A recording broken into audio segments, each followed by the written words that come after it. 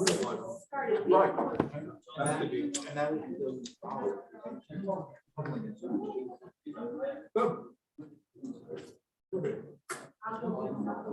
so I appreciate Oh, yeah.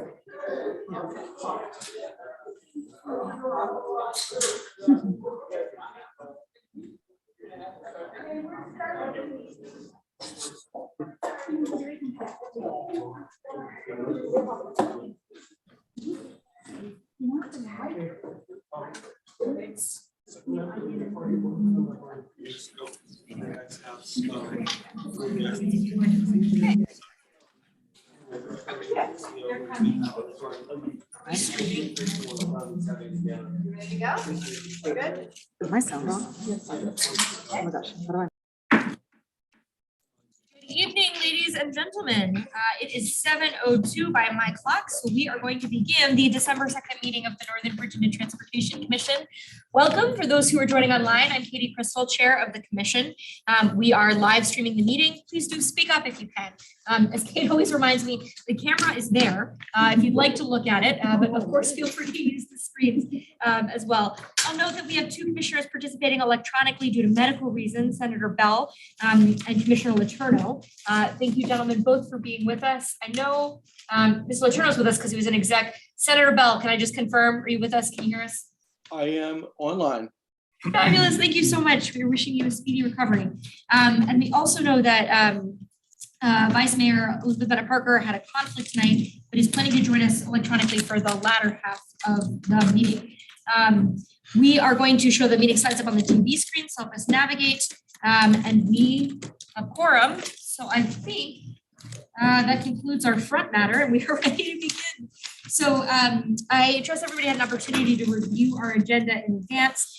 Wanted to begin with just a brief remark, which is, of course, in 2022, we will have new leadership of the commission, and every January, we approve a slate of our officers, committee members, and board appointments. And we would ask that you let me know, or Kate know as well, if you would like to change the committees in which you participate, to which you are appointed, or if you wish to be considered for an officer or committee chairmanship role. We'll bring a proposed slate of officers in our January meeting, and we'll distribute that information after the Christmas holiday. But we would welcome the chance to hear from you if you were interested in leading in one of these capacities in the commission going forward. And of course, if you need a brief jog to your memory about the committees to which you are assigned, you can always, I know that's not the case for anyone, you can always find those on the NVTC website.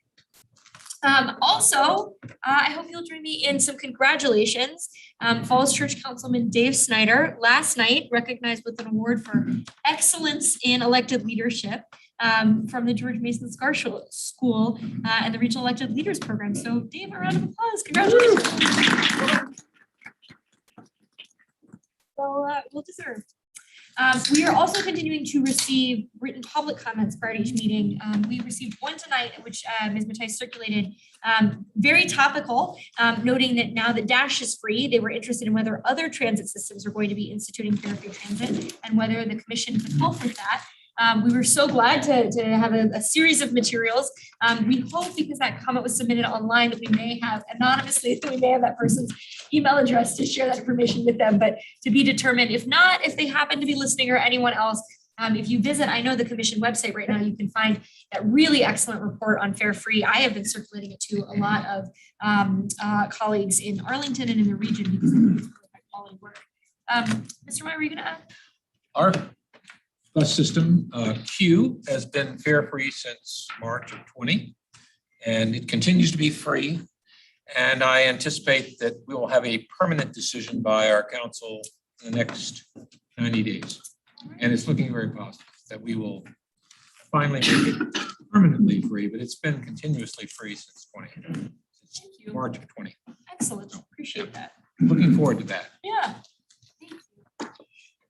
Okay, that was our only public comment, so we'll move now into approval of the minutes from our last meeting on November 4th. I hope you've all had an opportunity to review. Unless there are any concerns or questions about those minutes, I'm going to look for a motion to approve them. Move approval. Thank you very much. And I got a second from Delegate Sullivan. Is there any further discussion? Seeing none, all those in favor of approval of the minutes, please say aye. Any opposed? Any abstentions? All right, the record will show that our vice chairman had to abstain. And gentlemen on the phone, Senator Bell, how do you vote on the minutes? Aye. Thank you. Mr. Letourneau? Aye. Great, that carries. Thank you all. We have one item on our consent agenda, which is the authorization of the executive director to issue a request for proposals for audit services. Those materials were provided in advance. It is just an RFP. We'll talk a little bit later about audits later, this past year's audit later in the evening. We do not have a presentation on it, so unless there are any questions, I will look for a motion to approve the consent agenda with that one item. Thank you very much, Ms. Garvey. Do I have a second? Delegate Cruz, I appreciate that. Unless there's further discussion, all those in favor of the consent agenda, please say aye. Aye. Any opposed? Okay, Senator Bell, your vote. Aye. Thank you, Mr. Letourneau. Aye. Right, the consent agenda passes unanimously. Appreciate that very much. Speaking of audits, here we find ourselves. We have an opportunity to visit with our auditors from TD Mayor's, who will be giving us a presentation on the fiscal 2021 audit. They have just met with the executive committee, which moonlights as the audit committee. We had a great discussion actually about the pension of NVTC, which thanks to GASB is now included in our audit. So we can talk about that or anything else that may be of interest. And I will go ahead and introduce our audit team. Thank you very much and take it away. Thank you. It's rare that someone says thanks to GASB. So they're probably listening somehow and they'll appreciate it. I hope we can brighten their day. Yes, so It's a tough I'll make sure I pass that along. Someone has thanked GASB for a new standard. But we did meet with the Moonlighting Audit Committee and went through the financials somewhat and talked about the audit and just how things went. It was a good conversation, but fairly brief. And this would be a little bit shorter. We did finish our audit for the fiscal year ending June 30, 2021, and we're able to issue an unmodified opinion on financial statements. And as we all know, that's the clean opinion. That's the one we're looking for. Also issued reports on internal control and compliance, as well as a report on internal control and compliance over your federal dollars that you spent. And both of those reports had no findings, nothing that was material or any type of controls that we thought we needed to point out in those reports. The financial statements themselves are fairly similar to the prior years as far as presentation and items in them and disclosures. There's really nothing tremendously different in them. The Madam Chair did point out that due to GASB 84, the pension plan is now pulled in as a column within the financial statements. I always think it's important that just remind you that those funds and those amounts for the pension plan, this is kind of like a VRS pension plan. They're not for NVTC or things of that nature, so they do belong to that trust fund. Beyond that, some things I think are significant. We had no audit adjustments this year in performing our observations and inquiries and things of that nature. We had no past adjustments either, which is great. We had no difficulties that we encountered in performing our audit procedures, questions that we asked, documents that we asked to have provided to us. Everything was provided timely and as near as we can tell intact. We did perform the audit remotely this year, so we did have to exchange documents virtually and ask a lot of our questions virtually and things of that nature. I mean, I do think it's important just to note that we were not on site. We hope to be back next year if the audit RFP works that way, and hopefully if we are, we can be on site and be able to continue our audit work. So with that, that's all I think I wanted to go over. I am happy to answer any questions, observations, anything that you have for me. Thank you so much, Mr. Garber. Questions about our audit or the financial statements with which we've been provided? All right. Less chatty than the executive committee, but we're glad you joined us. Thank you so much. Thank you. Appreciate it. Unless there are any further questions, we actually do need a motion to accept and authorize the distribution of our fiscal 21 audited financial statements as well as compliance report. Thank you very much, Senator Evan. I'm sorry, who's second? Thank you very much. All right. Unless there is any further discussion, all those in favor of acceptance and distribution, please say aye. Aye. Any opposed? All right, Senator Bell, your vote, please. Aye. Great. Mr. Letourneau? Aye. All right, that passes unanimously. Mr. Garber, thank you for joining us. Always a pleasure to see you, especially when you're a bearer of good news. Okay, so moving on to an exciting look ahead at our priorities for the upcoming year, which is to say our general and administrative budget and work plan. I am going to introduce or hand things over to Kate Mattice, of course, known to all of us, and Scott Qualcroft, who maybe have not seen in person in a little while, right? Presenting at our table anyway, to give us a presentation about that draft budget as it's coming together. Great, and so what we're gonna do is a little bit of tag team. I'll just give a little bit of background and then hand it over to Scott. We're gonna show it up on the screen, but you also have in front of you just a full of our slides for the budget, of course, contained within the materials that we sent out was a full detailed budget proposal. Just as give some context, this is a conversation. This is getting feedback from all of you this month. We'll be coming back in January seeking approval. And again, this is for next fiscal year. So in general, the overall proposed approach that we have, if you want to go to the next slide, is really continuing the strong support of all the commission priorities. We've heard a lot from you this year, the things that you want us to keep working on. We'll obviously continue to have a strong responsibility for financial management and other things that the state and our localities rely upon. This budget does include some dynamics to make sure that we retain and train our skilled staff, and including our management team, continuing a lot of our regional technical and coordination efforts, and all the work that our staff do to support our Romana board members. One of the things that we do have additional within this budget, per the direction of this committee, or this commission last month, is some additional funding so we can dive in and do in-house research on things like the economic value of transit to Northern Virginia and the Commonwealth and other things like that. So this budget does include that. And again, just like we always do a benchmark against our localities, it does include a COLA and merit adjustment for employees. So that's the approach that we have. I'm going to hand over to Scott, who's going to give a little bit of background on the cost drivers, as well as the revenue sources and other details about the budget. Madam Chair, can I just get a clarification on what we mean by reduced financial management? I'm sorry, can you say it again? Just in general, I mean, this, I think in general, this is a strong financial management. It's making sure that, because we're managing funding on behalf of our jurisdictions. And so that's something that obviously we take near and dear to our heart. And thankfully we get that shown with our financial statement audits. Fancy way of saying reducing the risk. Yeah. Yeah. Indeed. Thank you, Kate. Madam Chair. Next slide, please. Okay, so NVTC's general and administrative budget can be rolled up into four main cost categories: salary and related payroll costs, rent, contracted services, and then all the other expenses. And not surprisingly, salaries and benefits makes up most of NVTC's budget. It's about 69%.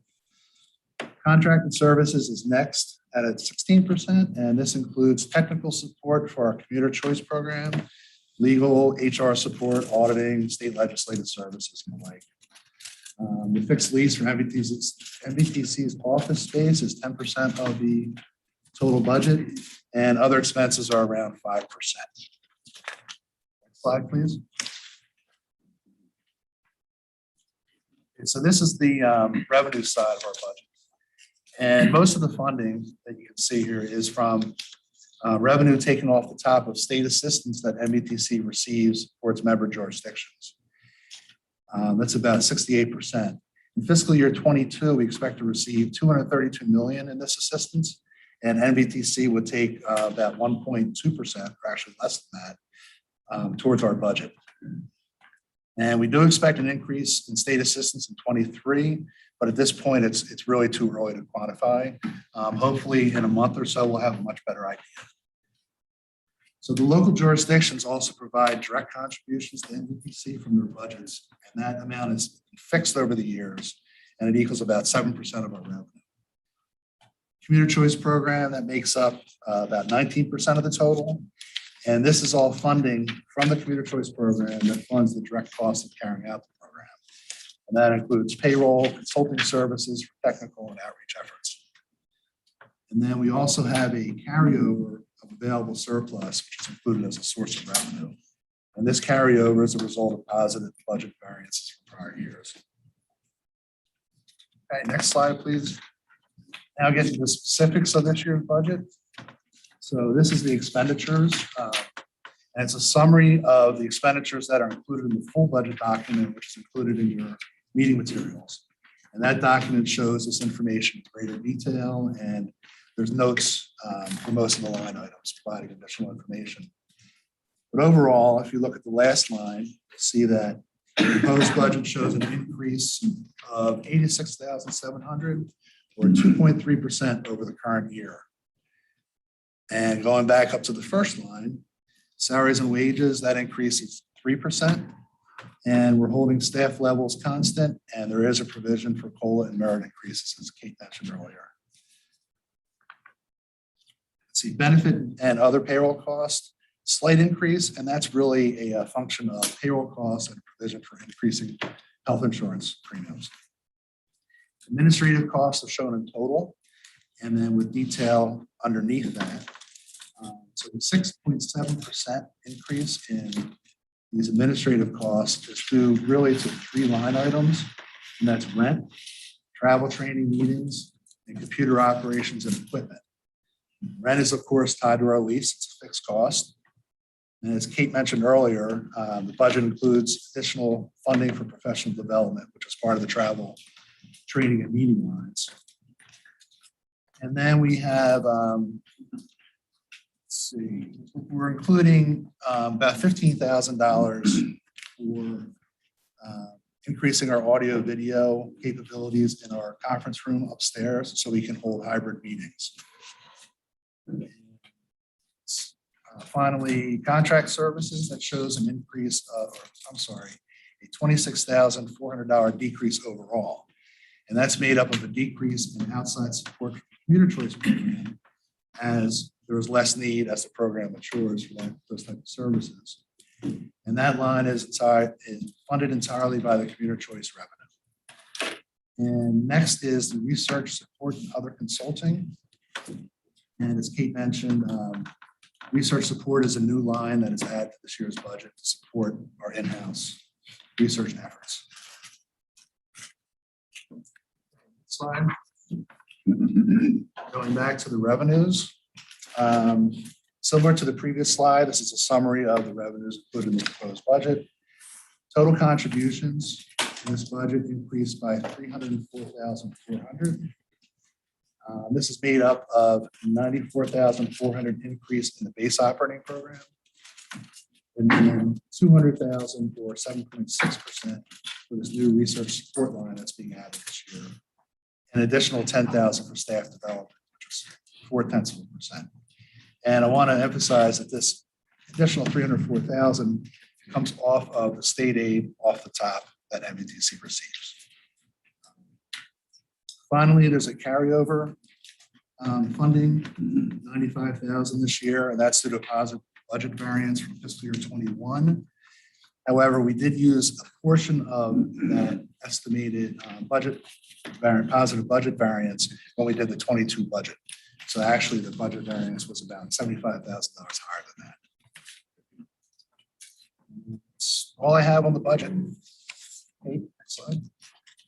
I can just go to the next slide. This just gives an overview of our work plan. The companion piece to our budget, we do identify the product and deliverables that all of our staff will be working on. So this is just sort of highlighting a lot of the things that we have going on. You know, 80+% of these things are things that we end up bringing to the commission every year. So this is just sort of a snapshot, everything from our commuter choice to a model work through to even our regional coordination and analysis work. So again, just a snapshot of what we have in that work plan. The full document is included in your materials. And actually, when we come back in January, one of the things that we do have is we do have a requirement that we, in our bylaws, that we do an annual public hearing on our work plan. Of course, during the last year and a half, we've been receiving public comments at every meeting, but this is a specific opportunity for the public to comment on the work that NVTC is doing. So obviously, we're going to be including that as an element of the January meeting to get public comment on the things that we're doing and that we're sharing with all of you. So we're happy to answer any questions that folks have. Thank you, Ms. Garvey. Yeah, thank you. So would you talk just a little more, Kate, about because I'm just interested. the research. There's a big increase in research, the raising contract, I think that's exciting. If you just want to talk a little bit. Sure, absolutely. I'm happy to do so. In fact, and you've been able to see the benefits of some of our internal research over the last couple of years. This year we were able to take some funding that we had made available actually through the state dive into the zero fare, as well as the work that we did on zero emission buses. Several years ago, we did some work on estimating the value of Metro Rail and VRE to the Commonwealth and the revenue that generates. And so one of the things, oftentimes what we've been doing with that work is the commission will approve it, and then we will actually then, after the fact, reach out to our jurisdictions to find funding to help us pay for it. And so what often happens with that, it's both administrative on side of our jurisdictions, as well as taking a little bit of a time and delay. So by identifying a pot of funding that this commission, of course, would direct us, it allows us to immediately put some contracts out to do some extra work, as well as can be used for share to, if we get state funding for a project. So that's really what this is about. It's our ability to quickly pivot and do some in-house or with, contractor support policy research. It's a lot more nimble. I hope so. I hope so. And I'm sorry, forgive me if you mentioned this, but a great example of this would be the zero emissions bus effort. Absolutely. Right? And I think we've all signaled a strong interest in continuing this study, right? Right. Great question. Thank you. Other questions about the budget or about the work plan? Yeah, oh, please, Mr. Just Snyder. very quick, just to recount a discussion we had during the executive committee with increased federal funding and potentially new federal transit programs. Are we positioned to be able to take maximum advantage for the benefit of our public, both in the creation of these programs to the extent that comments, et cetera, but also utilizing the funds that become available? Sure, and I think we're very well positioned to be receiving and understanding the programs that are coming out. We actually do have membership in a number of trade associations that are very, very helpful, and really we do use them as an opportunity to get lots of information. American Public Transportation Association, for example, and they're very good at giving alerts as to what's happening. We get those out to our jurisdictions. I think one of the things that is a worthwhile conversation as the region starts to understand if it wants to play in some of these federal transit funding, if NVTC would have a role in that. Historically, a number of our jurisdictions have actually just done that on their own. Sometimes NVTC's been involved. One of the things I think we're learning, especially with the Federal Transit Administration program, there's a lot of things that are in law related to doing oversight, and a lot of things that would directly affect probably our accounting and financial systems. So I do think that if we found ourselves in a position of serving as a federal grantee for some of these news programs, this will be a conversation we come back to this board and talk about.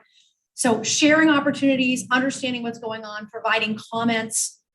I think we're very well positioned. I think administering any new grants, I believe that should be a conversation we want to come back and have a bigger conversation about, because there would be financial implications for that. And we also spoke at exec about, it might be helpful as well to talk with jurisdictional staff, particularly smaller jurisdictions, about the likelihood that they would be interested in NVTC playing that role. Federal money is exciting. It does come with strings attached, right? It So does. it's well to be determined whether all of us actually want to be seeking that source of funding. Great. Thank you. Other questions? Okay. Well, thank you all. I think you will come back to us in January. We'll have an opportunity for action at that time, correct? And I am certain that both Ms. Matthijssen and Mr. Polkoff would welcome comments or questions or opportunities to discuss at any point between now and then as well. I think accrues to commissioners ahead of our vote. Okay, fantastic. We will move next into an always interesting part of our agenda, our update on Romana. Unfortunately, Mr. Letourneau, Mr. Smedberg has left you to manage this solo tonight. Although, of course, Mr. Aguirre will recap our Romana committee activities for us tonight. So, Ms. Letourneau, thank you as always. I know it's been a why do you think I'm not there? Why do you think I'm not there in person? No, just kidding. No, I'm sorry, I can't be there. I'm still struggling a little bit with some of the after effects of my issues, but kind of a day-to-day thing. But anyway, I do want to give some updates on a few things. Starting with bus, I think you're all pretty familiar with the bus transformation project, which was launched by Metro in 2018. The goal of it was to create a collaborative action plan for the future of bus in the region. The WMATA board had a discussion, sort of a status update on the bus transformation project at our last meeting, which was officially endorsed by the board early in 2020. There have been several recommendations that have been implemented. One of them was updating Metro bus service guidelines. Another one was implementing free transfers between bus and rail. And a third is mobile payment. There's a couple that are also in the works. One of them is a bus priority program, which is a joint effort with the jurisdictional staff to try to implement things like bus lanes, transit signal priority, queue jumps, and violation and detection enforcement policies. We had a lot of discussion about the speed at which buses travel and the various impediments, and it has gotten quite slow. And so some jurisdictions have become more aggressive with putting in bus lanes. Now, of course, a bus lane is only as good as the enforcement. The district has done quite a bit of this, and so there are some lessons learned there. So that's part of this effort that's being worked on. And then also, probably the biggest thing that's going to happen on bus is an entire bus network redesign. So this is sort of a holistic view of the entire route network, starting from scratch. There's a lot of sort of legacy features of the existing Metro bus system. If you look at a map, some of the bus lines actually duplicate subway lines, for instance. And those things are kind of tacked on and added on over the years at the request of various jurisdictions. So this is going to be sort of a fresh look at all of it. And that effort's probably going to begin early next year. I also want to update you on the WMATA budget. We're going to be authorizing a public comment period and public hearings on the general manager's proposed FY23 operating and capital budget. The budget assumes a gradual ridership recovery. It maintains the current budgeted service levels, and it offers some options for fare discounts. I want to emphasize that the things that I'm about to mention, these are just things that are being advertised. The Metro board has not decided to do these yet. We're going to collect public input.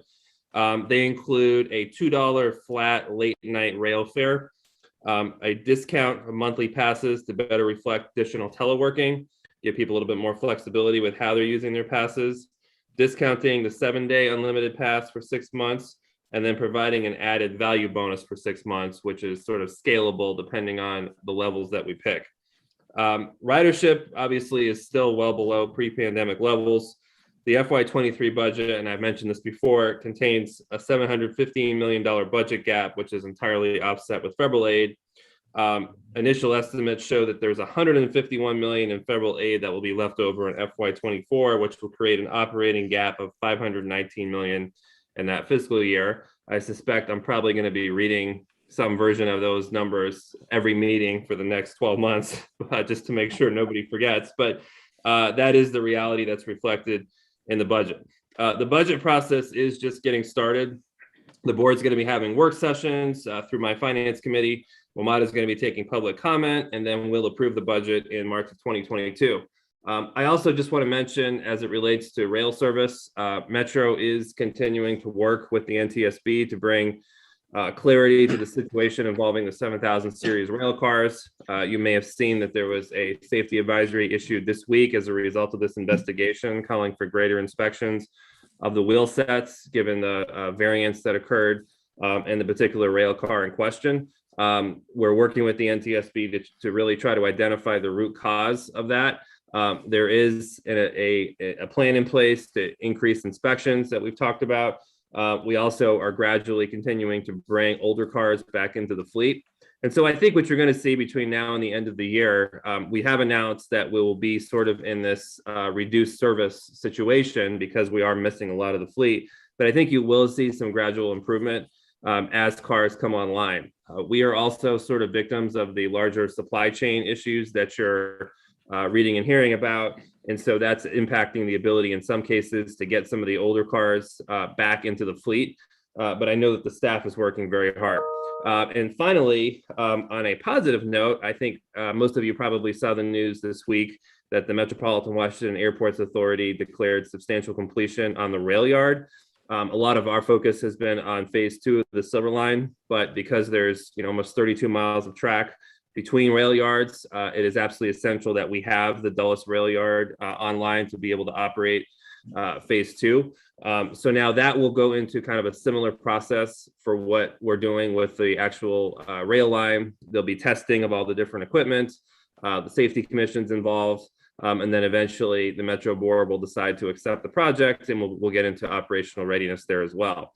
The Metro Board is really carefully monitoring hiring for operations of phase 2. There is a graduated increase in staff needed as we approach the service date. And that's actually going pretty well. Obviously, there's also some workforce challenges out there, but right now they feel like we're on track, bringing on the number of employees that we'll need by the time we get to that in-service date, which hopefully will be at some point spring or summer of next year. But there are no official dates associated with that. It will depend on how all these tests go. So that concludes my report, but I'm happy to take questions. Thanks so much, Mr. Letourneau. Capably handled the job of 2 reps. So questions, thoughts, concerns? I think everyone's taking pity on you tonight, Matt. It's an Wow. unusually quiet bunch. Well, thank you for the reminder. I mean, I think that the Metro budget is often, both budget is often cause for press, sometimes concern, and it's really important to be reminded of where we are in that process, and the board has not yet taken any decisions. And I know you'll keep us updated, especially as the finance chair of the finance committee on the WMATA board. So really no questions. All right, we'll keep moving along then. Chairman Aguirre or Vice Chairman Aguirre, do you would like to give us an update on the WMATA committee? Yeah, absolutely. So we were going to meet in December, but we decided to push that meeting to January, and it will be January 20th. As always, all are welcome to join us. And we'll be reviewing the proposed FY23 budget and relay any comments to the commission for approval at our February full body meeting. Tonight, though, we are seeking the commission's approval for the executive director to send the 2021 report on the performance and condition of WMATA to the governor and general assembly.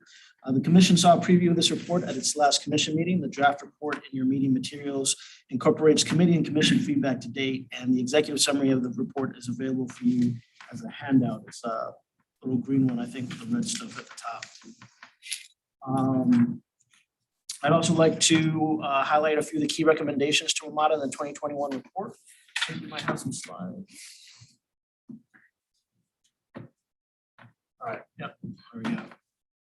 So of course, we're going to be trying to leverage the federal coronavirus relief aid to sustain service. This has been ongoing throughout.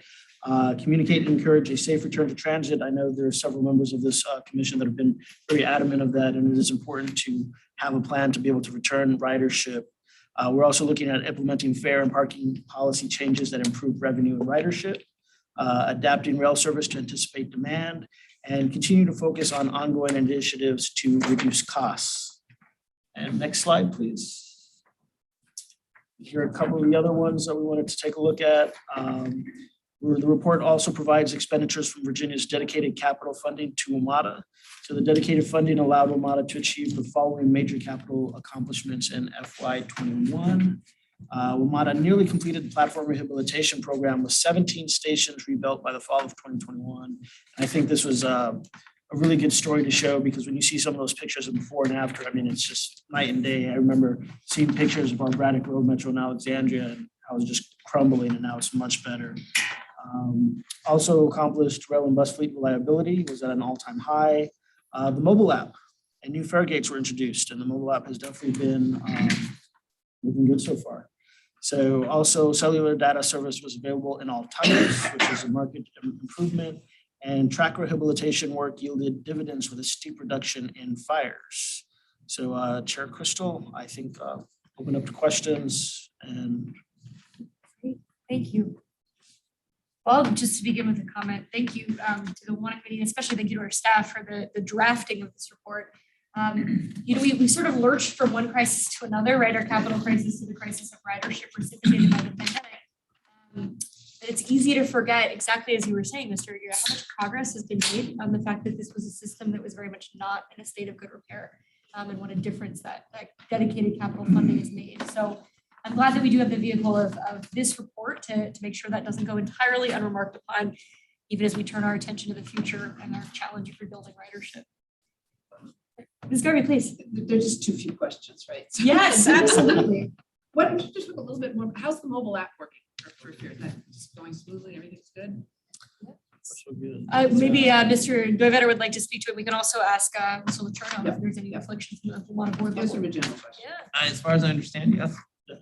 So far, so good. As a Yeah, we haven't user heard of that app on the bus system, I can tell you it's been very positive. Ms. Letourneau, have you heard anything about uptake levels or anything like that in briefings at the board? No, we've heard, I think it's going smoothly. I haven't seen any specific data. We did get some data, I didn't mention it, but we did get some data related to the performance of the promotions that we offered in September. And they were very heavily taken advantage of. We're kind of using that to evaluate, what we might want to do in the future. But yeah, but so far so good. No news is good news on these things. Well, I'm certainly happy to coordinate with Greg and some of our staff. I don't remember the number, but there are usage stats out there about what the percentage uptake is. We're certainly happy to retrieve. Well, I don't want to put Greg on the spot, but I think he is. Mr. Potts, I don't know if there's anything you know off the cuff that you'd like to share. Mr. Potts, for those who don't know, or the purposes of listening public, is it Government Affairs Director with Romana? I'm sure I get your title right. Sure, I'm the Government Relations Officer. Yeah. Government Relations Officer. Great. Yeah, sure. Yeah. So hi, this is Greg Potts from Metro. Yeah, no, I don't have anything specific either, but as Mr. Letourneau said, so far so good. And I can get with Andrew to get some more specifics, but I haven't heard any big concerns. Good. I wonder, again, as a user, whether it's leading to reduction in dwell times for the Romana bus system. I can say, at least anecdotally, it does seem to get people boarding buses much faster. And knowing that we've talked so often, right, whether buses can maybe move more quickly than traffic is often a big determinant for whether people get on the bus system or not. So I don't need any follow-up data on this one, but I assume eventually we'll just have a full report about it, 12 times and all that. So crazy. Nothing right now, that's fine. Anything else? Madam Chair. Oh, please, Mr. Senator, I'm sorry, you're my Sure. peripheral vision, and then we'll go to you. Is there anywhere in there, perhaps under operating costs and improve operational efficiencies, where we mentioned a bit of a push toward electrification of the buses, for example? I know meeting greenhouse gas requirements is something that is a challenge for all of us. I don't know if there was anything in the report or if we wanted to add a line. I feel like there was, but Mr. Dovetter, do you have the? Yeah. So this is something, can't remember which meeting, but I think page 10 under pursue capital investments that increase the reliability and efficiency of the system. We included some narrative text, talking about exploring zero emission bus, et cetera. I think there was some hesitance as the strategies are about reducing costs, improving efficiency and such. But there's a lot of potential, but also a lot of uncertainty with capital costs versus operating costs, et cetera. So it's included in the narrative. Thanks. Yeah. Thank you. And as we do this every year, there are of course opportunities to learn more and update the report. That is actually a great opportunity to remind, because we still have some newer commissioners. This report, we find it beneficial for our own records, but it is also statutorily required by the Commonwealth of Virginia for an act of the General Assembly, which dictates sort of the four corners of the report and what it will cover. So if we ever find ourselves thinking, we'd be interested in another topic, right? With our new research budget, that may be somewhere we can go, but we have some constraints about what the report itself covers. So I'm glad you mentioned that. Yes, Mr. DeFerranti. Sure. Is there page 3, 10, and 11, a similar question to last? It's 100% accurate that fiscal year 2021 relies. Excellent. But it raises immediately in my mind the post fiscal year 21. So just maybe you can say more about, for major capital accomplishments, I think it's totally accurate. I'm mindful of the audience, but if there's anything you could say communications wise about, because I asked a similar question last time and it's not a big deal, but if you have, and I'm mindful of the audience, but I worry that the audience might immediately have questions raised in their mind, at least in the executive letter. Absolutely. So it's not in the materials because we were just going through comments with the chair, but the intent, like last year, is to address that in a cover letter from the chair. And I believe we spoke to the really good ridership and reliability gains before the derailment. Great, thanks. Let the record show if it were simply up to staff, that would have been included in your materials. It was the chair's fault that it was not revised until immediately before this meeting. I'll copy it down. It took staff some time to get everything. Thank you. But it's a great question. We talked about that as well. And I think we were actually just editing it to sort of characterize right up until early 2020. We were constantly seeing that trajectory. Thank you. All right, well, unless there are any further questions about this, I do think we're looking for a motion. We need to authorize Ms. Matthijs to send this report on the performance and condition of Romana to the governor and to the General Assembly. Mr. Aguirre, would you like to make that motion? I was wondering if it's not even appropriate for me to make it on the chair of the committee, but if it's all right, yeah, I'll make a motion. I'm never sure if that makes it the most appropriate, at least. We're glad for your work. And I think I had a second from Mr. Turner. Is that right? No. Nope. Is there a second? Mr. DeFranti, thank you very much. My peripheral hearing is as bad as my peripheral vision. I'm sorry. All right, any further discussion? Seeing none, all those in favor of the motion to authorize our executive director to send this report on to our counterparts in the state, please say aye. Aye. Any opposed? Any abstentions? Senator Bell, how do you vote? I vote aye. Thank you. Mr. Letourneau? Aye. Great, thank you both so much. That passes unanimously. And thank you again to our committee and especially to our staff for the good work in pulling this together. Speaking of committees that have been hard at work, our Legislative and Policy Committee has had an eventful November, we might say. So Mr. Meyer, thank you. And I will ask you to present the action item, I think, tonight on our Leg and Policy agenda. Okay, first thank you, Chair, Madam Chair. In your meeting materials and on the screen are the proposed legislative and policy priorities for 2022. The Legislative and Policy Committee met on November 12th, and we were given updates both at the federal and certainly on the state of play in the Commonwealth of Virginia that has helped us guide our strategies for 2022. Here's some general comments. The committee agreed that relative to the new leadership changes in Richmond, number one, we're going to be telling the success story of our region's strong transit network and how our transit programs support jobs and the households in our region. We will be also looking to update our economic value of our transit policy work in the coming year with DRPT to have DRPT fully understand the impact of any changes to funding streams that may result from this change in leadership.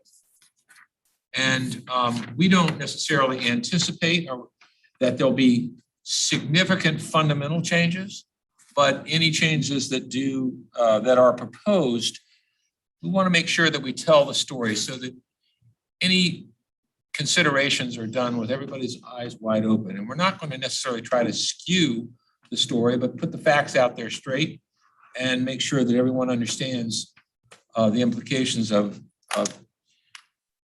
making changes to any of these priorities. Our executive director, Kate Matthijs, will continue to serve on the Transit Service Delivery Advisory Committee. This is a Commonwealth-wide committee established by state code.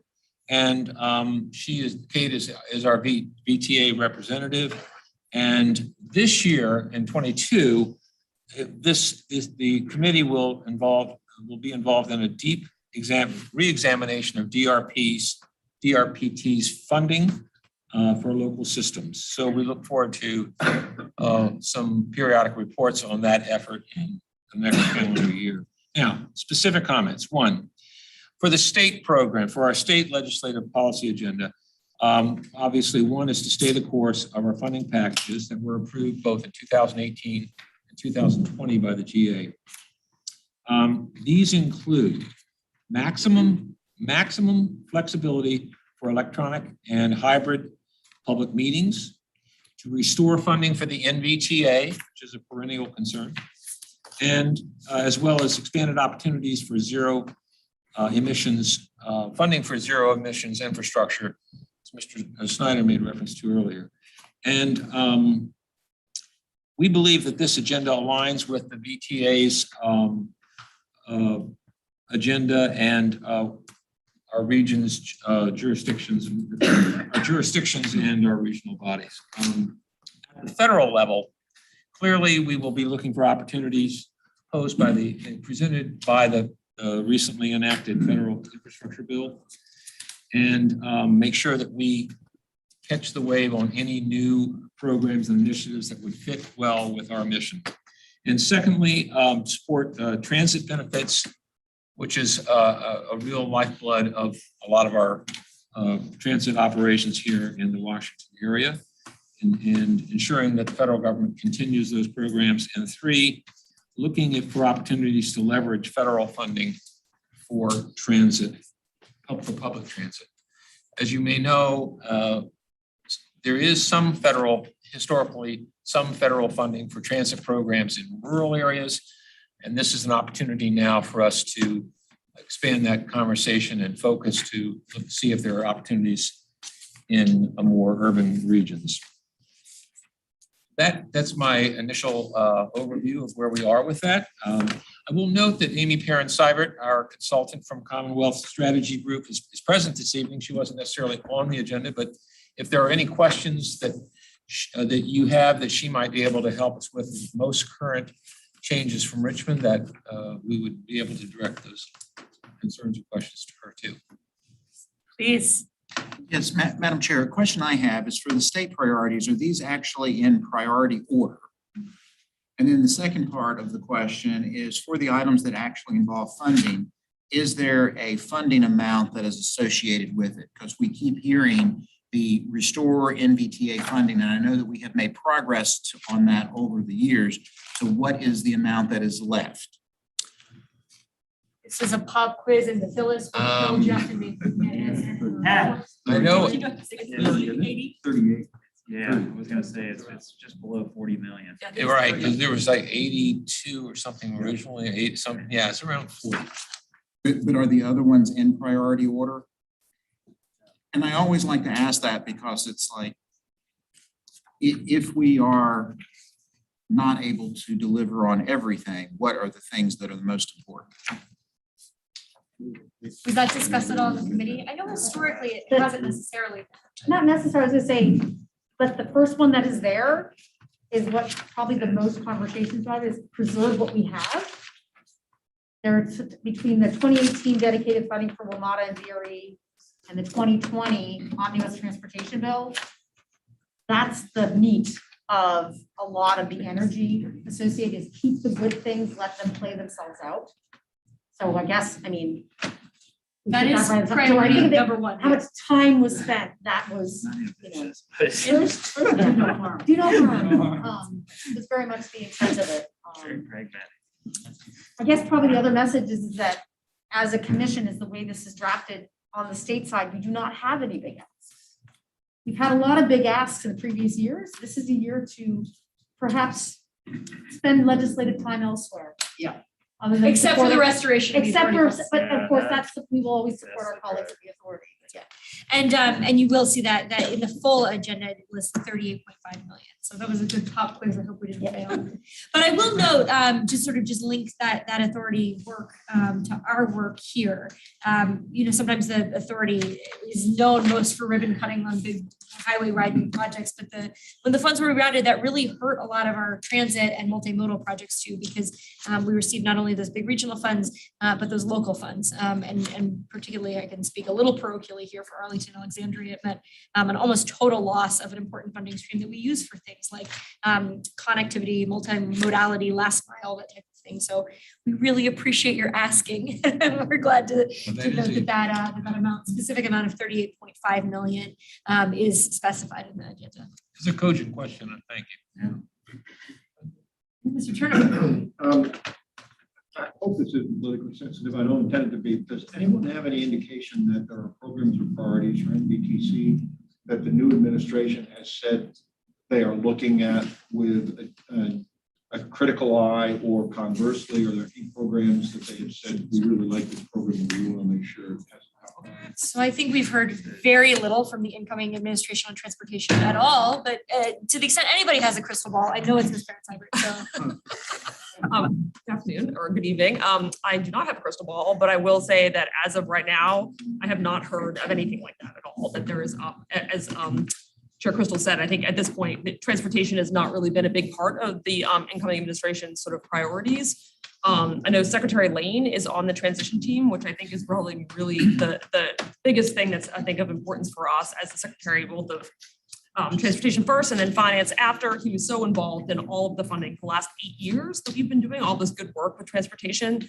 And we had a JLARC study that came out, which is the Joint Legislative Audit and Review Commission that came out about a month ago that actually said that Virginia is in a really great place because of all the things we've done over the last 8 years and sort of a stay the course. I think is sort of what they said in the report, and that's sort of been my message to everybody I've talked to. I think that's kind of where people are.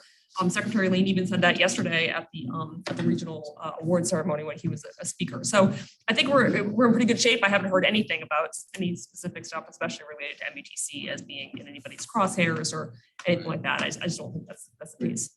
What Secretary Lane said recently, as recently as last night, Yeah. it's no coincidence that the state's economic growth parallels the transit initiatives that we've been pursuing. Now, it's not a direct one-on-one, but it's part of an overall approach to strengthening the state's GDP, and it's a key component of it. And I think that message is really almost it's almost bipartisan or nonpartisan. I would think. Great, thank you both. Thanks for the good question. Others? Yeah, Madam Chair. Oh, please. Yeah. Because we do have a new administration, I'm just wondering, we need to reiterate at the beginning exactly who we are, what we do, and the mandates that the state has given us on critical things we do now, like reporting, managing tolls, revenue, the types of things that we're doing that are new. I'm not sure that many people understand that. I think this is an education opportunity right out of the gates, maybe is to lay a foundation for who we are. I mean, I do have flashbacks to the conversations about eliminating NVTC at the state level that weren't that long ago. And what we have taken on since then, if anything, should more than legitimize the operation that we have here. And I think we should educate on that. That's just one comment. The second one is, I do think we have to keep an eye on the gas tax issue and how it affects transit. One of the things I might do in the introduction to NVTC is mention the amount of funding that we get from the different sources from the state and what we use them for.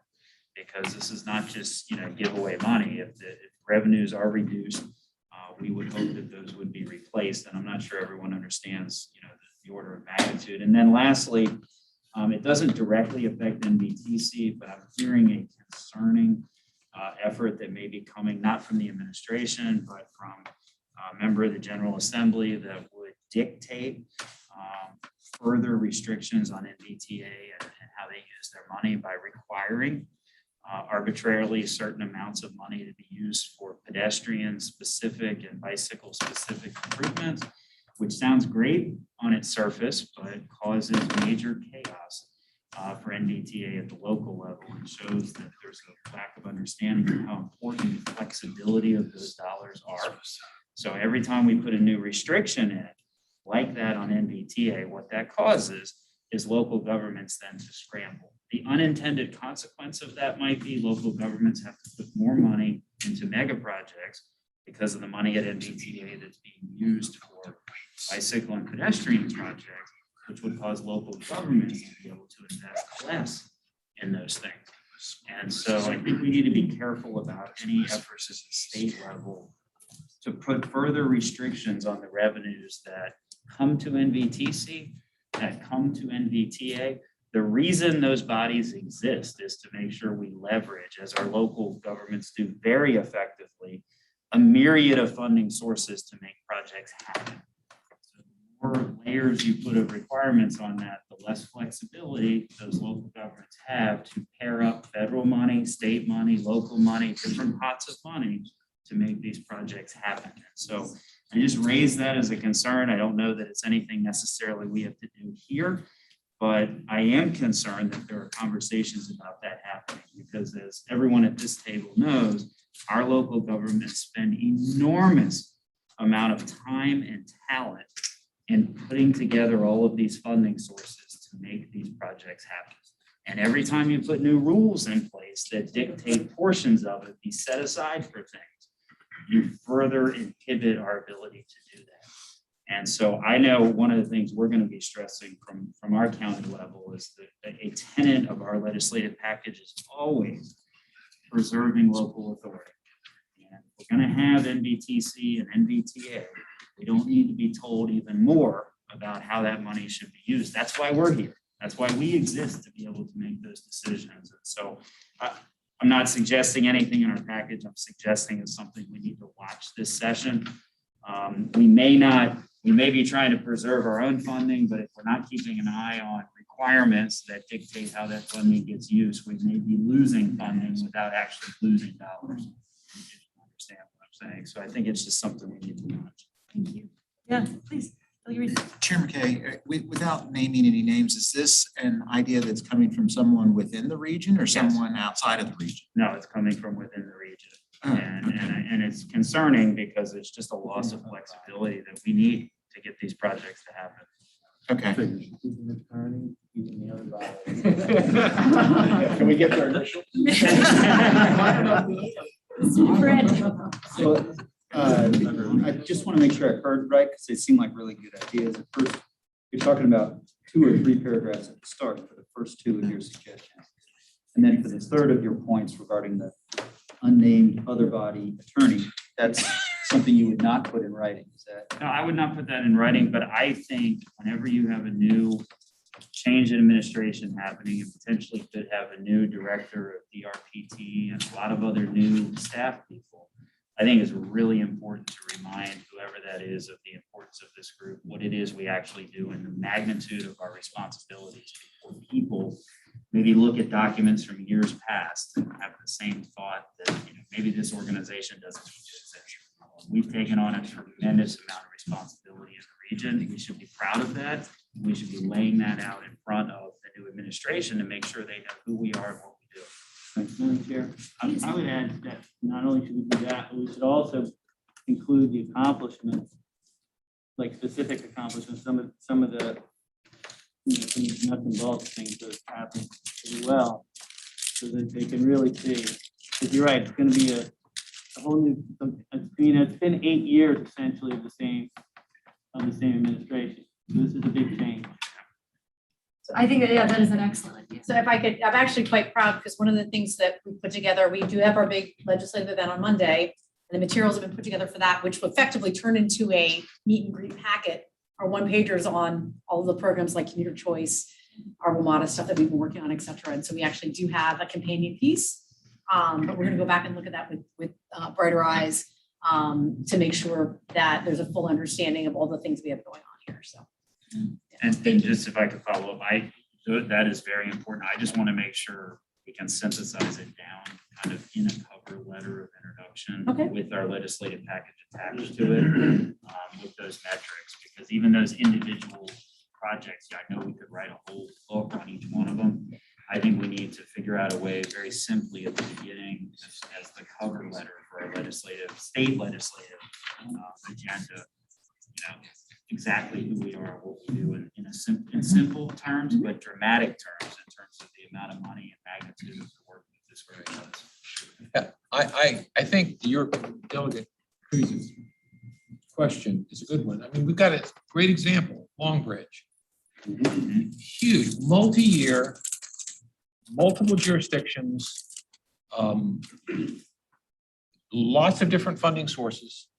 And it was, there was a lot of different people trying to problem solve, and we came to a successful conclusion of a path forward.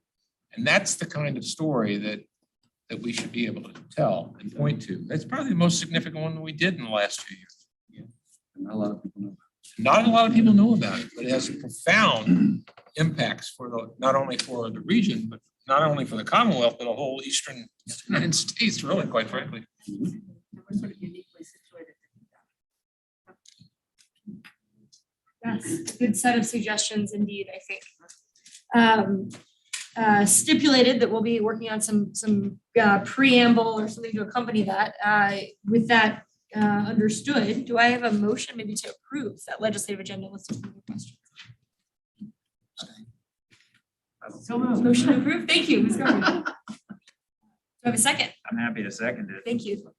All right, great. All right. Any further comments from the chair of our committee? No, I appreciate the opportunity to present it. Thank you. All right, any further discussion? Seeing none, and I will call for abstentions if the members of our General Assembly wish to do that. All those in favor of the legislative package, please say aye. Aye. Any opposed? All right, abstentions, please. No, Abstentions, none. Okay, thank you. And we'll go next then, Senator Bell, for your vote. Aye. Thank you, Mr. Letourneau. Aye. Thank you. And we've been joined by Vice Mayor Lieutenant Parker. How do you vote on the legislative agenda? Aye. Thank you very much. That passes then unanimously. Appreciate you all very much. And we will have a couple of busy months ahead. Yes. All right. Then moving right into the legislative, aforementioned legislative briefing. Yes, Marie, no, we're really excited. It's something like 140 people have RSVP'd for our event on Monday morning. Historically, we've had some weather issues, so we all think of very positive things about good weather on Monday. And so we actually we'll be convening down in Springfield at the Embassy Suites, where we have been historically for the last couple of years. And I'm really happy to say we have the Undersecretary for Policy from U.S. Department of Transportation, Carlos Fournier, is going to be joining us. I'm happy to say, but I'm sad in some ways, we actually have Deputy Secretary Nick Donahue joining us. Unfortunately, as of this morning, Secretary Valentine had to step away. She's not going to be able to join us, but Nick Donahue is going to be there as well as we will have Bob Schneider and Rich Dalton and actually Paul Spedberg doing a panel on transit stuff. So we're really excited to have everybody there. And again, it's often a fabulous opportunity for people to meet and talk and discuss. And then also we get a chance to hear from federal and state and local. So thank you. And historically, this has also been a great opportunity to educate new members of the General Assembly, which although I think the partisan makeup of our jurisdictions didn't change, we do have a number of new delegates from the NVTC and PRTC jurisdictions. We're very fortunate one of them is quite expert in NVTC, but two other colleagues as well. We hope there'll be an opportunity for them to join us. All right, any questions other than that we hope to see you on Monday? Seeing none, just in time, I think Team Bury has arrived in full force. I'm going to ask Mr. Dalton to please give us his CEO report, and then we'll have Ms. Bennett Parker introduce a couple of action items for us. Welcome, Mr. Dalton. Thank you, Madam Chair. Commission members, others, good evening. We do have a couple of action items, so Madam Chair, I'll just be very brief. You do have the CEO report, information items, everything in there from our November operations board meeting. So let me just state for the month of November, unaudited, but we were at 88% on-time performance. Our ridership relative to October, about flat, right about 60,000 riders for the month. Still, again, a couple of shortened service days there. We do continue to work primarily from remote work environments as a staff, and of course continue to maintain a continuity of operations and efficient business operations. So again, if you have any questions of anything in that packet or whatever, I'm here. But as you mentioned, we do have a couple of action items, so I'll turn that back over to you. Great, thank you. Why don't I, please, yes. Yeah. Mr. Dalton, Yes, sir. 60,000 riders a day is what you're saying? A week. For the month, I'm sorry. For the month? Yes, sir. So what is that down from when we were at a pre-pandemic? Yeah, we're still in that 16, 17% of pre-pandemic. So, pre-pandemic, we were at about 350,000 a month. So yeah, still, as I say though, we're still gaining ridership about one or two at a time. If you look at the trend, it just continues to go up. It's going in the right way. But and is there any indication? I mean, are people just working more remotely, or are people choosing to take their car, or are they using other modes of transportation? A little bit of both, actually. There's still, we're involved in obviously a lot of communications with regional employers and stuff like that. And when we get some indication that whether at the federal level or at the, private sector level, somebody's, bringing back another additional, whatever, 500 employees or whatever, we see a little tick up in our ridership, right? But I think for the most part, yeah, people are still, still adding to the congestion on I-95 and I-66, where we, of course, can relieve some of that. And yeah, until we get at a point where there's really a mass opening of the federal government stuff, I think we'll still continue to obtain riders one or two at a time. Mr. Allen, I don't want to put you on the spot, but just as sort of a proxy for understanding exactly how much of our ridership really are those federal employees, most of whom have not been called back to work. Do you know about what our of our fares, about what our levels of SMART benefits or the federal benefit subsidy for federal employees? Yeah, I think we're still riding about, I don't know, Mark, if you want to jump in, I think we're still riding about that 60% level, 65% level.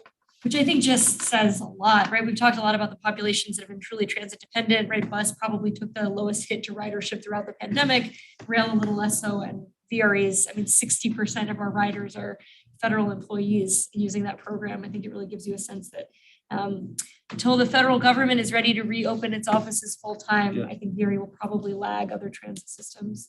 But it's a great set of questions. Yes, please, Mr. Pops. Thank you. Curiosity, you're still working remotely, you and your team, or your team?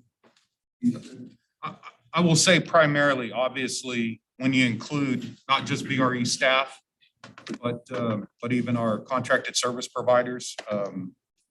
We haven't quite figured out yet how to conduct trains in a remote environment, so we still have more train crews out there. But that's very funny, but I mean, no. what is your plan for bringing back your staff? So our plan, and of course, we have been looking at it, relative to what others, in the region have been doing. And so I'll just say specifically for VRE staff, we do have some folks like, that work in our warehouse, some of our communications room people. They've actually always, they never work remotely. We do have some staff periodically that have to come into like our headquarters or our other office spaces. I will say that we were planning on bringing back more staff than we do have now, but not quite full staff. But we entered into a renovation of our headquarters space in the middle of June, about June. And we ran into an issue actually of getting materials and furniture and stuff like that. That's just now starting to arrive. So we're probably going to be in a situation after the first of the year to start bringing some staff back, but not at a full complement. Just on the ridership, the 60% kind of understates the impact actually, because a lot of VRE's riders are also federal contractors who work on site at federal facilities who aren't there right now either. So we will see a boost when and if that happens, but they're not all going to come back. And I think one of our challenges for VRE, maybe even more so than Metro, is to take a look at what the rider of the future looks like, because federal employees, many of them are not going to go back to Monday through Friday, 9 to 5, just like private sector employees. And that's been the ridership. So we have to figure out how to get beyond that. And I would just have to agree completely with Mr. Waukesha. I don't want to say over reliance. I mean, it's been there, it's been studied, but we, like you said, still haven't heard back from the feds. Everything's still kind of up in the air. People's modes of transit have been changing. So we really do need to, it's not future proofing, it's just we have to adapt to everything that's happening and really look at, who else are we targeting to kind of get on the train? And like you're saying, it's getting 1 or 2 riders at a time, sure, but maybe we could be finding some other folks from other different categories that we haven't thought about in the past. So very good point from Mr. Waukesha. And to bring visibility into some conversations we've been having at the VRE Operations Board, we are constrained by factors outside of our control about expanding service, as many of us would love to do, right, to weekends or evenings, or bi-directional service, by the fact that we run at the pleasure of our host railroads. Of course, we hope with the Transforming Rail in Virginia project that will change. But we have talked about, whether there is any opportunity to even, as Mr. Wilkins, I think you phrased it, sort of pilot, right? Weekend service in 1 or 2 slots. And I know our staff is trying to diplomatically raise those possibilities, because it could be a way to get a rider who has never encountered VRE into the system. So I think that's a good point. Please, Is this too hypothetical, but even discussed, but I was thinking, what is, let's say, worst case scenario, kind of, not maybe worst case, but a bad scenario. At what point, let's say we come back, we somewhat come back, the government is open, but it seems like it's just Metro and the buses are doing well and people's hours are changing and VRE is kind of stuck in an antiquated pre-pandemic system. When would we say we've got to like move on from VRE? I'm not, that sounds scary. But is there if we don't get to 20% or 25% or something within a year or 2 or 3 ridership of pre-pandemic, is that when we have to think seriously about some whole new look to it? I'll just say that, yes, and I appreciate the question, and pretty hypothetical. I think what we're looking at is, we've been looking at, okay, what does ridership behavior look like once the federal government, if you will, I'll say open up, but what does that new norm look like? And I think we have to, allow for some stability of that so we can trend, look at the ridership behavior trends. But I will say to Chair Crystal's point, along those lines, and as that time goes on, we do have, through Transforming Rail in Virginia, we do have opportunities to, for example, if bringing back more riders means more frequent service, we have the opportunity to do that. And if bringing back total ridership is capturing the market or a market that we don't currently capture, which is on the weekends, which I will say Transforming Rail in Virginia is actually to some degree banking on VRE to mitigate that congestion that's on the weekends. And I get it, in our plan right now, in our collective plan, the target for weekend service right now is about 2026, right? So that's 5 years out, but in our industry, it's right around the corner, right? When you consider VRE is about 30 years old now, and we've often raised our hand about, being able to offer weekend service almost since the inception of VRE, and now we're in a position, or relatively soon, in a position to be able to do that. So all of that to say, I think the information becomes a little bit more refined once we get to that point of the federal government, and other businesses are open again, right? So, and then I think we can start, we can trend that, we can track that, and look at what that is, and then to some degree right size ourselves. Well, it occurs to me too that right now we have, others may have insights, but my sense is there is no federal agency based in Washington that has fully called back their employees or even demanded that their employees be in the office even 1 day a week at this point. And so I think there's a chasm between the current state that we're in, of our ridership being in an absolute trough, and even the future that Mr. Walkinshaw was describing, which is, telework will be a lot more common. We will probably not get straight back to the old days.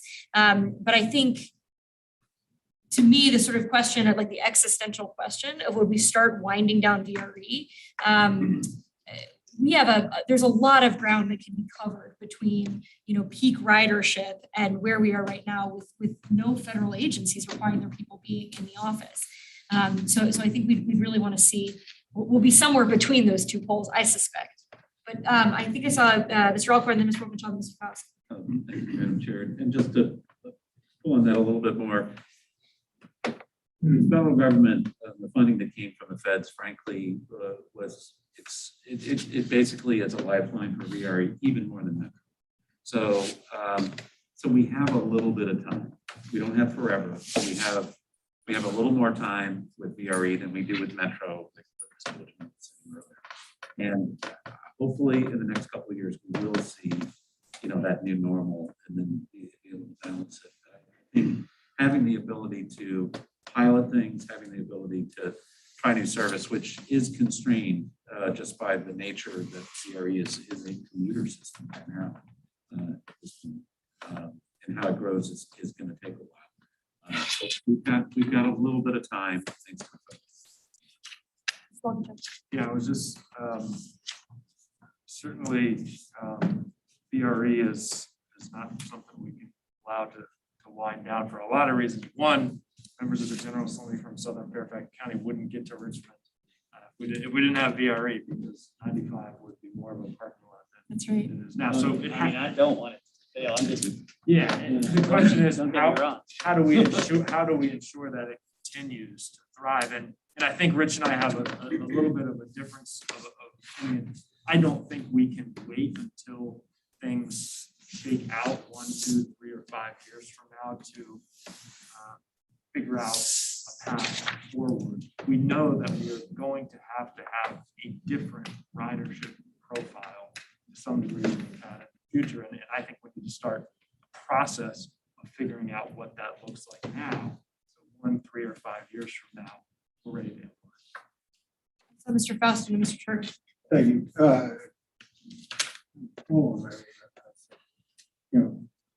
Waiting for federal agencies and businesses to reopen is a very passive approach, and it may be successful in the long term. But my question to you is, what are we going to do, VRE, to market what you have? If you go on 95, there's a lot of traffic. There are potential rail riders, it seems to me. What are you doing to try to increase usage of this amazing resource?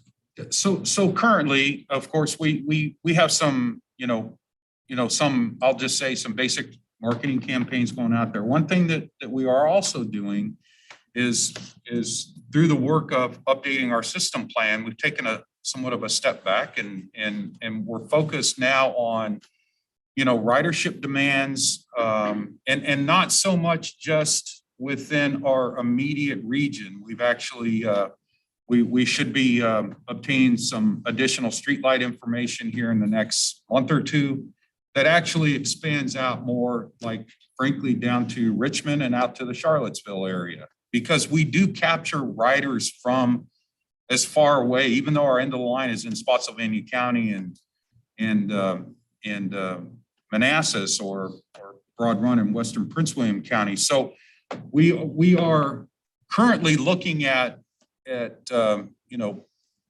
type of information, simply trying to, and if nothing else, capture, where folks live, where are they going, where are they, where their employment bases are at. And so as things start to trend back up, we're sort of right there, and we're kind of picking up on those and see if we can't pick up on those trends, which actually help inform what our next step, if you will, or our continuous step and what our target market is. If that, that kind of helps out there. So I don't want to suggest that we're being passive. I mean, we are doing things, and we're not just sitting back waiting for the federal government. But again, if 60 or 65% of our ridership, I mean, that tells a little bit of the story there. So Hard to replace that with just a marketing campaign. Yeah, Mr. Turner.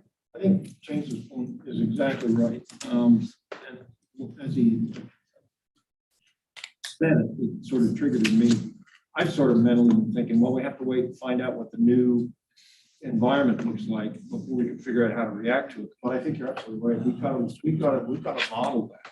And I think NVTC could play a real leadership role and say, based on the data we have, which we know is incomplete, but if we extrapolate the data that we do have right now, let's model what transit will look like in 5 years after the pandemic and all these behavioral habits change. Let's use some more research when you start getting from the already have your mark. To figure out, to do some focus groups and do some studies and say, what do you anticipate, how are you going to use transit in the future? Because it may be a radically different model. But I think we got to lead turn that, we got to lead turn that now to figure it rather than wait 2 or 3 years. Suddenly, it's okay, here we are now, how we respond to it. I think NVTC is ideally situated to be able to model the future of transit. Yeah, I just want us to be careful though, because VRE is unique. I mean, VRE is a commuter rail system with parking lots around stations that feed into a few destination stations. And that's it.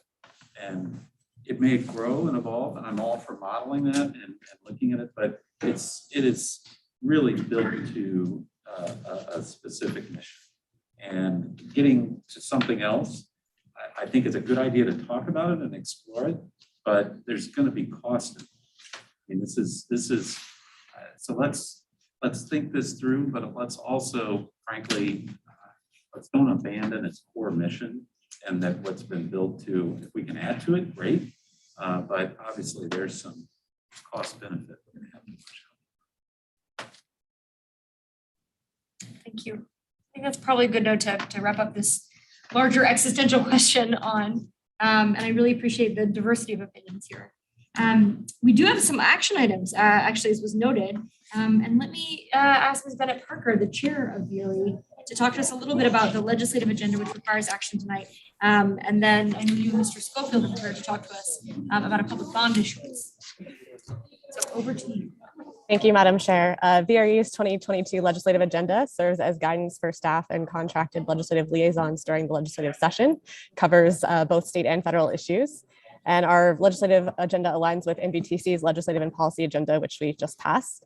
Our agenda was updated after the VRE Operations Board amended the section meetings held by electronic communications means since our last meeting of the NVTC, and that wording change is redlined in the meeting materials attachment. Much. There's a number of items that look not dissimilar from the one that we just approved, right? As our own at NVTC. Could I look to you, Ms. Bennett Parker, for a motion on that? Yes, I didn't know if there are any questions, but I would be happy to move the resolution approving the VRE 2022 legislative agenda. Great, thank you. Is there a second? Second. Great, seconded by Senator Eppen. Discussions, questions, thoughts, amendments, legislative agenda? Right, seeing none, I'll call for a vote. All those in favor of approval, please say aye. Aye. Any opposed? Any abstentions? All right, on the floor, Senator Bell. Aye. Thank you, Mr. Letourneau. Aye. Thank you, and Ms. Bennett Parker. Aye. Thank you so much. That passes unanimously. And could I ask you in turn then to please tee us up for a conversation that builds on one we had last month about the CROC, the Commuter Rail Operating and Capital Fund, as a source of backing for public bond issuance. If you wanted to make any comments in this direction. Of course, although I think that was sort of it. The commission is being asked to authorize VRE staff to advance a public bond issuance backed by the Commuter Rail Operating and Capital Fund, known as CROC. And I think, as was previously mentioned, we do have VRE Chief Financial Officer Mark Schofield here to make a brief presentation on the proposed CROC backed debt issuance. And we also have Joanne Carter from PFM, I believe, to answer any questions. Mr. Schofield, welcome back. Thank you, Madam Chair, and good evening, Commission members.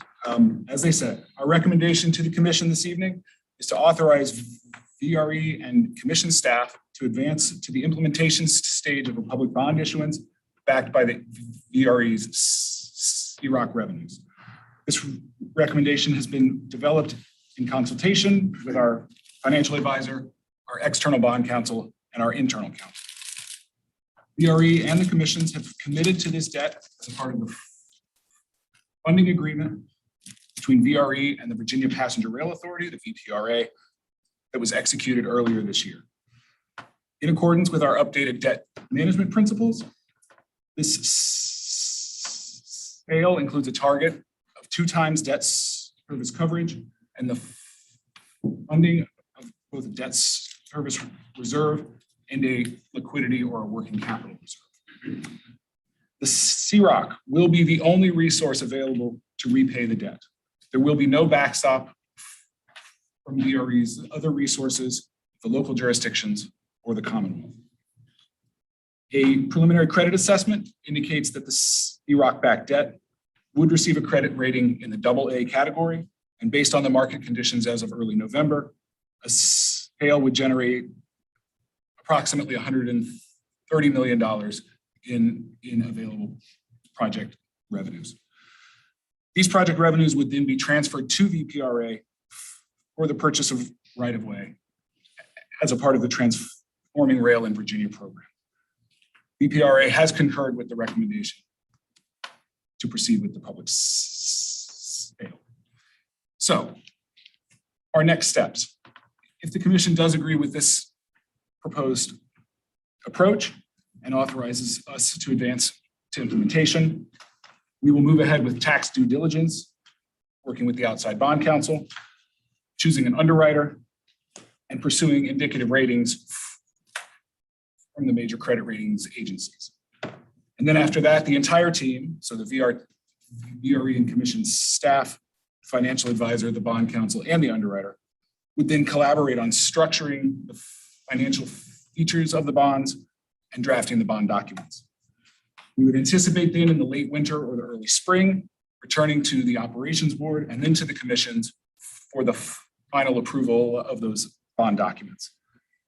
If the approval is given, then we can issue the preliminary official statement and ultimately move to market and sell the bonds. Along with those bond documents, we will provide to the commissions a formal legal opinion regarding the debt issuance that makes it clear that the bondholders would have no recourse against the localities, the commissions, and VRE. We spoke last time about some of the risks that go along with this kind of a debt issuance, and I want to try to provide a little more clarity in that regard. So the proposed debt is similar in many respects to special tax bonds that have been implemented in the Commonwealth using regional taxes. Most recently by VDOT and the CTB or the I-81 bonds, but also for HR TAC and for NVTA. Right now, there's over $2 billion worth of debt in Virginia to be repaid from regional revenues like this. And the ratings agencies' methodologies and our own analysis take into consideration those key risks that we discussed last time with this kind of a structure, both the potential political risks and the economic risks. And I think the bottom line is that once these bonds are issued, the risk of payment default is judged to be very low. Now, that being said, if the landscape for the funding of transportation in Virginia looks like it may be changing in the near future, we won't just charge headlong into the issuance of this debt. We will come back to the commissions for more discussion, and we would also engage with the VPRA to talk about the funding agreement. So with that, Madam Chair, we would be happy to answer questions. I appreciate that. This has been a source of extensive conversation at the operations board level too, and really appreciate your efforts to answer our questions, as well as Ms. Carter, thank you for joining us from PFM. So if there are any questions about the bond itself, the risks of the capital markets, et cetera, I know we have a real subject matter expert with us, along with Mr. Schofield, to answer them. Questions or thoughts? We are asking for a vote on this item tonight. So if there are any kind of lingering concerns, this is an excellent opportunity to ask them. Mr. Snyder. Thanks, Madam Chair. I raised the question of financial or legal risk to NVTC and the jurisdictions and asked for commitment for a written legal opinion, which has been mentioned here. I know that Steve McIsaac, the counsel, is here. Steve, just for the record, there's nothing here that would impose legal or financial exposure on NVTC or its member jurisdictions. Is that right? Madam Chair, Mr. Snyder, absolutely not. Tonight, all you're doing is authorizing us to move forward in structuring the deal. And that structure will answer the very question that you're concerned about, which is the exposure of the jurisdictions and even NVTC, other public entities, PRTC, might have in the event of a default. I think we're confident saying that we'll be ever mindful of that concern and will ensure the structure of the debt avoids any recourse against really anybody other than the CROC. but we can't know that until we're done structuring the deal. And we'll provide the legal opinion to that effect. So tonight, all you're doing is saying, go forth and structure the deal. When we come back in March, April, you will see exactly what that structure is. You'll have a legal opinion you can rely on. And then at that point, you would vote to formally authorize the issuance of the debt. Thank you. Well said. I think much clearer about what our path looks like. Any other questions? Mr. Walkinshaw. I just want to thank Mr. Schofield because he's given this presentation many times between the Area Operations Board and NVTC.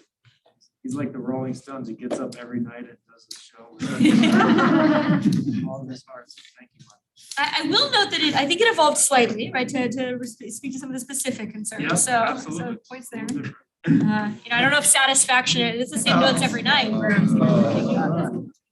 All right. Thank you very much, Mr. Schofield. Sincerely, thank you. I think we are the number of questions that have been asked about this indicate the seriousness with which we're taking this. And I'll take just a moment not to belabor this, but to really note one of the conversations we've had at the operations board is the opportunity cost of this CROC money if we don't bond it. And the reality is, without sort of as we were speaking, without the Long Bridge project, which is what this bond will partner with the VPRA to do, there really isn't much else the VRE system could spend it on. I mean, this is the transformational swing that's going to let us actually start to evolve to meet the needs of passengers of the future. And so I am really excited. We have some of our DRPT partners tonight that VRE can be partners in really seizing this future for the commuter rail system ourselves. So thank you. All right, Ms. Bennett-Parker, could I go to you for a motion? Yes, of course. I would move Resolution 2465 to authorize VRE staff to advance the public bond issuance backed by the CROC Fund. A second. Great, thank you very much. Seconded by Vice Chair Garrett. Are there any further questions? Seeing none, all those in favor of advancing the public bond issuance, please say aye. Aye. Any opposed? None. Any abstentions? All right, going to the phones. Senator Bell. How do you vote? Senator Bell, you unmute. Aye. Okay. Thank you. Mr. Letourneau. Hey. Thank you. And Ms. Bennett-Parker. Aye. Thank you very much. That passes unanimously. Mr. Schofield, thank you. We have next the Department of Rail and Public Transportation. Unfortunately, Director Mitchell is not able to join us tonight, but we do have Tim Roseboom here. Mr. Roseboom, glad to have you. And we'll turn it to you for your report. Yeah, thank you, Chairperson. Commissioners, good evening, Commissioners. Jennifer was unable to be with you tonight. She sends her regards and she sent me in her place. So there is a written report in your packet. I'll be brief. I'll just draw you to a couple of highlights of it. DRPT's grant funding programs are open for application. They opened yesterday. They're open through February 1st. This is all of our grant programs. And we're expecting, so working backwards from an expected June SIP adoption at the CTB. So public comment in April and May and the draft in April. We unfortunately are experiencing website outages this week. Not good timing for us, but as I said, the grant application process is open through February 1st. And then I think the only other item of note that didn't make it in the report is we are expecting the funding levels for the programs for our grant programs to be available with the governor's budget. And we're expecting that on or around December 15th. So look for that to drop. And I believe Jennifer should be back here next month. So I'm happy to take questions. Questions for DRPT? All right, thank you. Okay. Thank you for joining us. And we appreciate you. All right, last but never least, Kate Mattice, our Executive Director, has a report and a couple of new faces to introduce us We to. do have some new faces at NVTC, and one of whom you actually had a chance to meet when you were lovely smiling for the camera. So I'm happy to introduce a new member of our communications team, Monique Blyther. And Monique is an award-winning video journalist and digital marketer who has a passion for storytelling and all things transportation, which is a perfect fit for NVTC. We're really excited. We actually snatched her from VDOT, Northern Virginia office. But she's also on the side, a traffic reporter for WTOP on the weekends. So just keep that here. Oh, very cool. But anyway, so we're really excited because she is going to be a big part of our visual communications. The things that Mr. McKay was talking about, the one pager telling our story, she's already diving in and doing those in the 2 weeks she's been here, or 3 weeks she's been here. And so we're really delighted to have her with us. We also have very new, as of like 4 days ago, Adam Hager. He's back over there, and he is joining us to work on commuter choice and supporting Ben Owen with that program. We snatched him from FAMPO, which is in the Fredericksburg area MPO. And so he's been involved with our long range transportation plan, coordinating smart scale applications, et cetera. So really excited that Adam has joined us, and he's literally 4 days in. So very, very excited to welcome aboard. And it's great because we do have some staff coming back into the office. We are getting a chance to see each other in person, which is really nice. We've already talked a lot about upcoming meetings. And so indeed, we've got a big legislative briefing on Monday. Thank you, because we've now just got our Thursday, the 16th back for the No WMATA committee meeting. That will be in January.